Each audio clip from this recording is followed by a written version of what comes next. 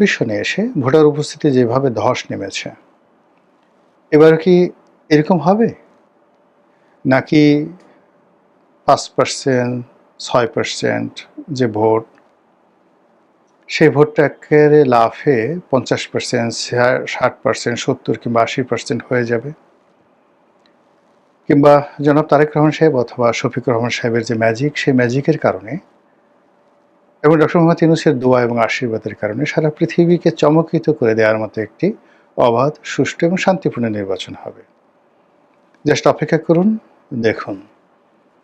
আমার কাছে যেটা মনে হচ্ছে যে নির্বাচন এবার যা কিছু হচ্ছে, আমি নিজে ব্যক্তিগতভাবে এই নির্বাচনের ২ দিন আগেও স্বস্তি পাচ্ছি না, বিশ্বাস পাচ্ছি না, আস্থা পাচ্ছি না, শান্তি পাচ্ছি না। কেন পাচ্ছি না? গত ১৭টি মাস ধরে আমি এবং আমার মতো আরও অনেকেই বলে আসছেন। তারপরেও নির্বাচনের দিকে দেশ এগিয়ে যাচ্ছে। যেহেতু দেশের নাগরিক, এদেশের কল্যাণ আমার সবার আগে। অলৌকিকভাবে হোক কিংবা ম্যাজিক্যালি হোক বা ভেলকিবাজির মাধ্যমে হোক, শান্তি থাকুক এবং দেশ গণতন্ত্রের পক্ষে যাক। ফলে আজ থেকে ২ দিন পরে যা কিছু হবে, সেটার জন্য শুভাশিস রইল। কিন্তু এই যে নির্বাচন, সেই নির্বাচনের মাধ্যমে পুরো রাজনীতির অঙ্গনে যে কালো ছায়া পড়ল, সে কালো ছায়াগুলো আগামী ২০-৩০ বছর ধরে আমাদেরকে তাড়াতে থাকবে। যখন জাতীয় জীবনে কোনো মন্দ ঘটনা ঘটে, ওটি রেশ কম করে হলেও ১০ বছর, মাঝামাঝি ২০ বছর এবং কখনো কখনো ১০০ বছর সেই রাজনীতির যে কলঙ্ক, সেই কলঙ্কগুলো বয়ে বেড়াতে হয়। শেখ হাসিনার জমানাতে ১৫টি বছর ধরে নির্বাচনের বিধি ব্যবস্থা ধ্বংস হয়েছে, কোনো সন্দেহ নেই। সিন্ডিকেট ছিল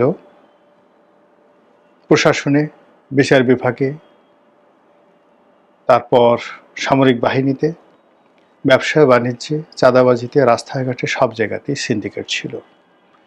সিন্ডিকেটের বাইরে বিশেষ এলাকা, বিশেষ জেলার প্রাধান্য ছিল। চাঁদাবাজি, মাস্তানি, খুন, জখম, রাহাজানি থেকে শুরু করে সব কিছুতে একটি বিশেষ দল, একটি বিশেষ গোষ্ঠী এবং একটি বিশেষ জেলার মানুষের যে প্রাধান্য ছিল, সেই প্রাধান্যকে অতিক্রম করে আমরা এখনো পর্যন্ত ১০০তে এগোতে পারিনি। বরং জুলাই আগস্ট বিপ্লব যে হলো বা জুলাই আগস্ট গণ অভ্যুত্থান হলো, এই অভ্যুত্থান ছিল অপ্রত্যাশিত, ম্যাজিক্যাল, নাটকীয় এবং মনে হলো যে আল্লাহর পক্ষ থেকে এটা ঘটে গেছে।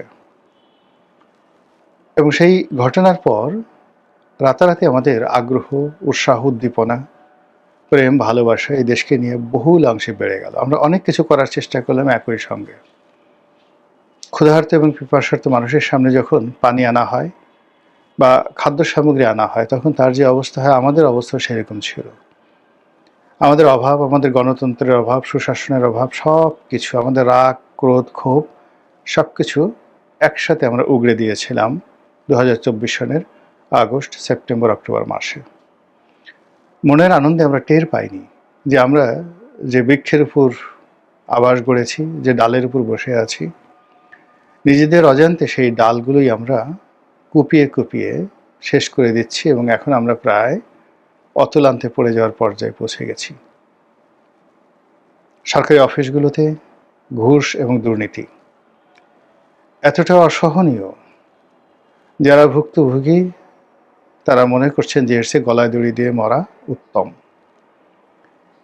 হাইকোর্টের বারান্দায় যারা ঘুরছেন বিচারের জন্যে, একটি মামলার শুধু তারিখ ফেলানোর জন্য গত ১৭ মাসে হাজার হাজার মানুষ ঘুরে বেড়াচ্ছেন, কিন্তু মামলার সিরিয়াল পাচ্ছেন না, তারিখ পাচ্ছেন না। আওয়ামী লীগের লোক পুরো বিচারাঙ্গন থেকে আউট। বিএনপির কতিপয় শীর্ষ নেতা, জামাতের কয়েকজন নেতা এই সময়টার মধ্যে যত টাকা উপার্জন করেছেন আইনাঙ্গন থেকে, আগামী ১০০-২০০ বছর তাদের কিচ্ছু করতে হবে না, পায়ের উপর পা তুলে তারা খেতে পারবেন। যে মামলায় অন্য সময় 50,000 টাকা উকিলের ফি হতো, এই সময় 50 লাখ টাকা নিয়ে সেই মামলা করা হয়েছে। যে মামলা হয়তো 1 লাখ টাকা হতো, 1 কোটি টাকা দিয়ে মামলা এই সময়টিতে করা হয়েছে। হাজার হাজার কোটি টাকা একজন মানুষ এই 17 মাসের মধ্যে হাজার হাজার কোটি টাকা উপার্জন করে ফেলেছেন এবং বিভিন্ন অঙ্গনে এরকম কয়েক হাজার নতুন হাজার কোটি টাকার মালিকের অভ্যুদয় হয়েছে, যা কিনা পুরো অর্থ ব্যবস্থাকে তছনছ করে ছেড়ে দিয়েছে। এই সময়টিতে রাজনীতির যে বিভেদ এবং বিসংবাদ মারাত্মক আকার ধারণ করেছে এবং এতটা মারাত্মক আকার ধারণ করেছে যে ন্যূনতম রাজনীতির যে শিষ্টাচার, রাজনীতির যে নর্মস কিংবা সৌজন্যবোধ, এটি উধাও হয়ে গেছে। এখানে কে রাজা কে প্রজা, এখানে কে ভালো কে মন্দ, কে সাধু কে শয়তান, ডাজ নট ম্যাটার। সাধুকে শয়তান বলে গালাগাল দেওয়া হচ্ছে, আর শয়তানকে সাধু সাজিয়ে আমাদের সামনে পুজো করতে বলা হচ্ছে। এই অবস্থাতে দেশের প্রধান দুটো রাজনৈতিক দল, সেই রাজনৈতিক দলগুলোর মধ্যে যে মনস্তাত্ত্বিক যুদ্ধ শুরু হয়েছে, এই যুদ্ধ শেষ হবার নয়। নির্বাচন কি হবে, কারা জয়লাভ করবে, কি করবে না করবে, কেউ অনুমান করতে পারছেন না। সন্দেহ ম্যাটিকুলার ডিজাইন হবে, সন্দেহ ভোট র্যাগিং হবে, সন্দেহ ভোট ডাকাতি হবে, সন্দেহ ভোট কেন্দ্রে ভোট আসবে না এবং শেষ সময়টাতে যে কোনো একটা অপ্রত্যাশিত ঘটনা ঘটবে। এই অবস্থাতে 48 ঘন্টা আগে নির্বাচন নিয়ে ভিডিও করা, আপনি বুঝতে পারেন যে কত বড় একটা মানসিক চাপের মধ্যে এই ভিডিও করতে হচ্ছে। তারপরে বলছি, নির্বাচনের ফলাফল যাই হোক কিংবা নির্বাচনে যারাই বিজয়ী হোক অথবা নির্বাচন নিয়ে যা কিছুই ঘটুক না কেন, বাংলাদেশের রাজনীতিতে জামাত এবং বিএনপির মধ্যে যে শত্রুতা শুরু হলো, এই শত্রুতার রেশ আগামীতে অনেকের জীবনকে তছনছ করে দেবে। রাজনীতিতে যে সকল ন্যারেটিভ হঠাৎ করে শুরু হয়ে গেল, বিএনপি ঠিক অনেকটা আওয়ামী লীগের মতো করে মুক্তিযুদ্ধের ধারক বাহক কথক এবং অংশীদার হিসেবে তারা আবির্ভূত হয়েছে, যাদের মূল সহায় মূল সম্পত্তি মুক্তিযুদ্ধ। এবং সেই মুক্তিযুদ্ধে শহীদ প্রেসিডেন্ট জিয়াউর রহমানের ভূমিকা, তার দলে মুক্তিযোদ্ধাদের অবস্থান এবং বিএনপির প্রতিষ্ঠাকালীন সময়ে সর্বোচ্চ সংখ্যক যোদ্ধা মুক্তিযোদ্ধা, তাদের যে অন্তর্ভুক্তি, সেটাকে তারা ন্যারেটিভ তৈরি করার চেষ্টা করছেন। আর অন্যদিকে জামাত সৎলোকের শাসন, ন্যায়, ইনসাফ, ইনকিলাব, তারপর শরিয়া আইন, হিজাব, নারীদের কর্মঘণ্টা ইত্যাদি বিভিন্ন বিষয়গুলোকে সামনে এনে সমাজকে ইসলামাইজেশনের দিকে যেভাবে তারা টেনে নিয়ে যাচ্ছেন, আর এই যে ইসলামের দিকে টেনে নেওয়ার জন্য নিজেদের সততা, নিজেদের ন্যায়পরায়ণতা, নিজেদের চরিত্র ফুলের মতো পবিত্র, এই জিনিসগুলো প্রমাণ করার জন্য তারা প্রতিপক্ষকে যে ভাষায় চাঁদাবাজ, লুটেরা, বদমাশ, ধর্ষণকারী, পরনারী হরণকারী, ফুর্তিবাজ, এরপর বাইজির আসর বা জুয়ার আসর পরিচালনাকারী, বিভিন্ন রকম তকমা তারা দিয়ে যাচ্ছে এবং এটি ক্রমশ বাড়ছে। অতীতে বিএনপি যে সময় ক্ষমতায় ছিল, বিশেষ করে 2001 থেকে 2006, এই সময়টিতে যে সকল অপরাধ হয়েছে, প্রত্যেকটা অপরাধকে রঙিন চলচ্চিত্রে রূপান্তরিত করা হচ্ছে। অনেকগুলো ভিডিও তৈরি করা হচ্ছে, অনেকগুলো ডকুমেন্টারি তৈরি করা হচ্ছে এবং বিভিন্ন ওটিটি প্ল্যাটফর্মে দেশে এবং দেশের বাইরে সে সকল ভিডিও প্রচারের জন্য মোটামুটি তারা যে বিনিয়োগ করছে, এতে করে 2001 থেকে 2006 সনে চাঁদাবাজি, হাওয়া ভবন, খোয়াব ভবন, আপনারা তো জানেন খোয়াব ভবনের কাহিনী কি।